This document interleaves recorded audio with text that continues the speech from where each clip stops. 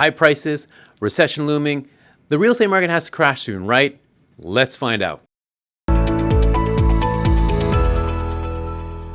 Hey, welcome back to our Monday Market Update. We're Angela and Randolph with the Hatch Homes Group, and today we're diving into a question we've been hearing a lot lately. Is the housing market going to crash in 2025? That question has been a constant for the last 5 years.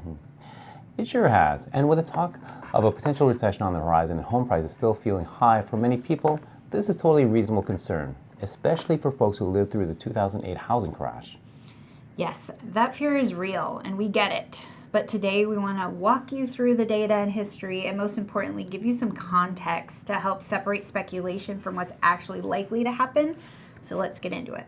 Yes, absolutely. First things first, let's talk about recessions. In the past 20 years, we've seen two official recessions. The first, from 2006 to 2009, was caused by the real estate market, and the second was during a few months in 2020 due to the pandemic. And here's something really important. If you look at this graph from Gary Keller's 2025 vision speech, you'll notice that the 2006 crash saw home prices drop about 13%, which was significant. But why? Because that recession was caused by the housing bubble. It was fueled by subprime lending, loose regulations, and people buying homes that they couldn't afford. Exactly, but in other documented recessions, home prices didn't drop nearly as much, and in many cases, they actually stayed stable or even increased slightly. The key point here is that not every recession leads to a housing crash. The cause of the recessions matter. Yes, so let's switch gears and talk about inventory, because this is huge. Home prices are driven by supply and demand, and as you can see from this inventory graph, we are historically low on inventory right now, even with the inventory increase in the last 12 months. Yes, low inventory means there are not enough homes to meet the demand. So even if interest rates are higher or the economy slows, people still need places to live. And when there is limited supply, prices tend to hold. Right. And let's layer in population growth. Millennials are now the largest group of home buyers, and Gen Z is right behind them entering the market.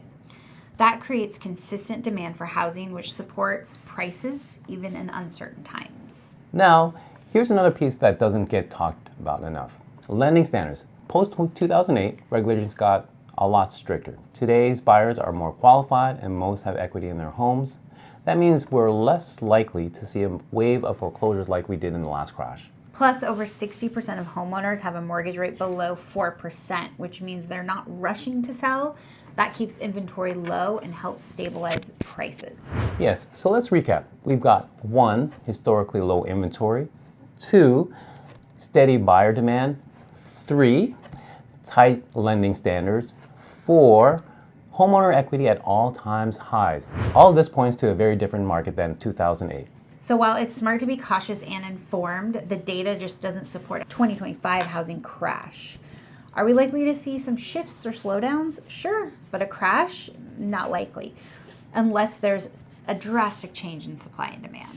We always recommend focusing on your personal goals and timeline, not trying to time the market. Real estate is a long-term investment, and historically, it's one of the best ways to build wealth. So if you have more questions or want to talk through a specific situation, please reach out. We're here to be your real estate advisors, not just sell houses. And if you found this helpful, don't forget to like, subscribe, and share this video with anyone worried about what 2025 might bring to the market.